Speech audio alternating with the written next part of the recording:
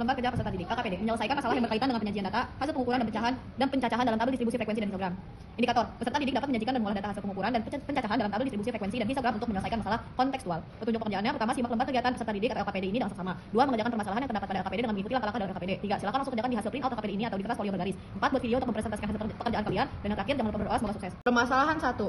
Kumpulkan data tinggi badan seluruh peserta didik dalam kelas Anda. Nomor absen 1 tinggi badan 170, absen 2 177, absen 3 161, absen 4 158, absen 5 170, absen 6 160, absen 7 156, absen 8 155, absen 9 161, absen 10 157, absen 11 148, absen 12 150, absen 13 153, absen 14 152, absen 15 159, absen 16 157, absen 17 194, absen 18 175, absen 19 164, absen 20 167, absen 21 158, absen 22 148, absen 23 160, absen 24 152, absen 25 165, absen 26 160, absen 27 154, absen 28 153, absen 29 161, absen 30 171, absen 31 159, absen 32 151, absen 33 151, absen 34 156, absen 35 155, absen 36 159, absen 37 152, absen 38 158, absen 39 160. Permasalahan 2. Mengolah data yang didapatkan dari data tinggi badan peserta didik kelas Anda dengan menentukan jangkauan, banyak kelas, dan panjang kelas. Yang pertama ada jangkauan. Rumusnya yaitu nilai terbesar dan nilai terkecil. Nah, data ini diambil dari yang tadi sudah saya kasih tahu. Ini permasalahan 1. Tinggal dimasukin ke sini. Nah, nilai terbesarnya itu 177 dan nilai terkecilnya 140. Nah, 177 dikurang 146 sama dengan 31. Yang kedua, banyak kelas. Banyak kelas rumusnya 1 ditambah 3,3 log N. Nah, banyak kelasnya sama dengan 1 ditambah 3,3 log N itu kan banyaknya kelas saya ada 39, berarti log 39 sama dengan 1,5911. Nah, ini berarti 1 ditambah 3,3 dikali 1,5911. Nah, 3,3 dikali 1,5911 yaitu 5,25. Jadi 1 ditambah 5,25 adalah 6,25. Lalu kita bulatkan. Kenapa di sini 7? Kalau misalnya ini harusnya kan kalau dibulatin harusnya ke bawah jadinya 6. Nah, tapi ini dibulatinnya ke atas karena biar datanya nggak banyak yang salah. Jadi banyak kelasnya itu 7.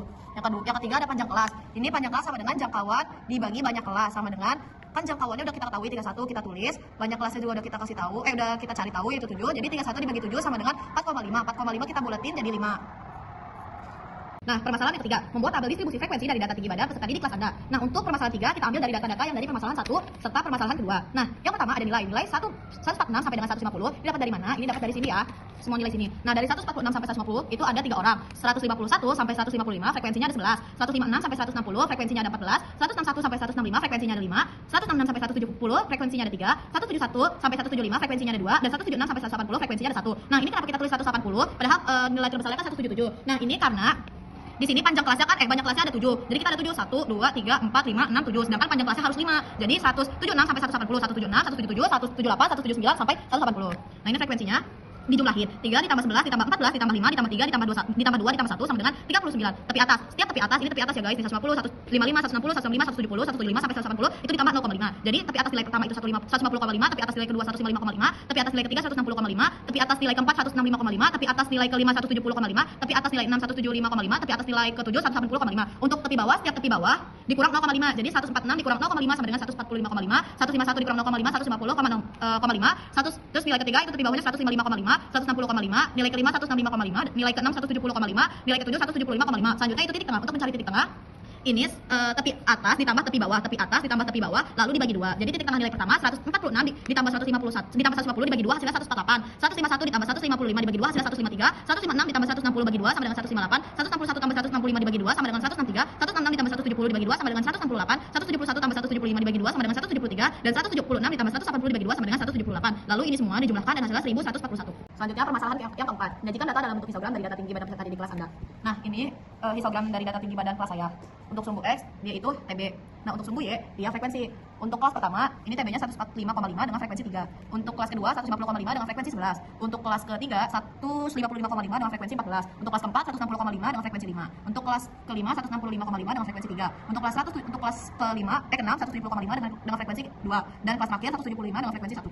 Selanjutnya permasalahan yang kelima, menentukan nilai rata-rata, median dan modus dari data tinggi badan peserta didik kelas Anda. Nah, yang pertama menentukan nilai rata-rata atau mean. Nah, dengan metode biasa. Ini tinggi badan yang tadi sudah kita cari, selanjutnya frekuensinya juga sudah. Ini nilai tengahnya juga sudah. Nah, untuk mencari mean, selanjutnya frekuensi dikali nilai tengah. Nah, berarti frekuensi dikali nilai tengah sama dengan 444, 11 dikali 153 sama dengan 1683, 14 dikali 158 sama dengan 2212, 5 dikali 163 sama dengan 815, 3 dikali 168 sama dengan 504, 2 dikali 173 sama dengan 36, 1 dikali 178 sama dengan 178. Nah, ini semua kita jumlahin jadi hasilnya 6182. Nah, ini datanya sudah kita dapati semua. Selanjutnya kita mencari X bar. X bar sama dengan sigma F dikali XI per sigma F I. Sama dengan ini kan udah diketahuin ya F dikali XI nih. 6.821, FI-nya 39. Nah, jadi 6.821 dibagi 39 sama dengan 158,51.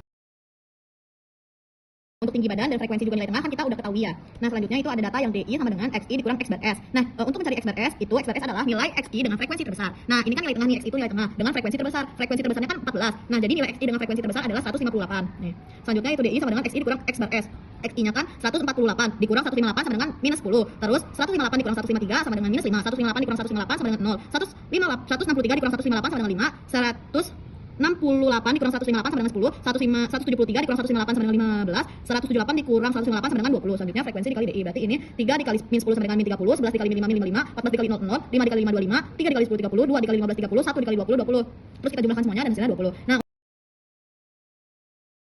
itu sama dengan X bar S ditambah sigma F dikali XI plus sigma FI sama dengan X bar S-nya kan 158. Terus di sini sigma F dikali XI kan udah diketahui ya.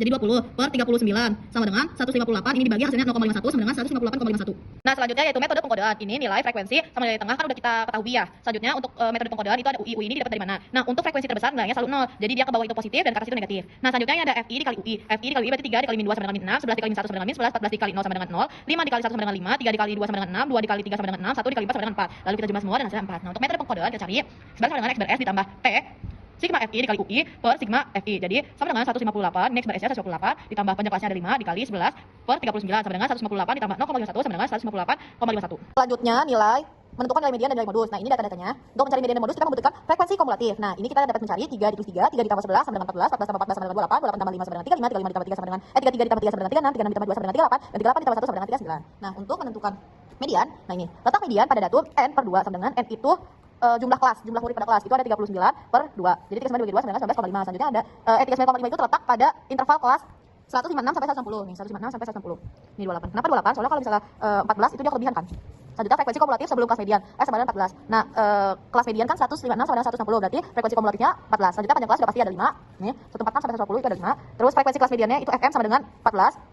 Terus tepi bawah kelas median L sama dengan 156 nih, dikurang 0,5 sama dengan 155,5. Mediannya jadi rumusnya FS sama dengan median sama dengan tepi bawah kelas ditambah panjang kelas. Ini N per 2 dikurang F per FM sama dengan 155,5 ditambah 5, 18,5 dikali 18,5 dikurang 14 per 14. Nah, ini kita bagi jadinya 0,40. Jadi 155,5 ditambah 5 dikali 0,40. Jadi hasilnya 155,5 ditambah 2 itu 175,5.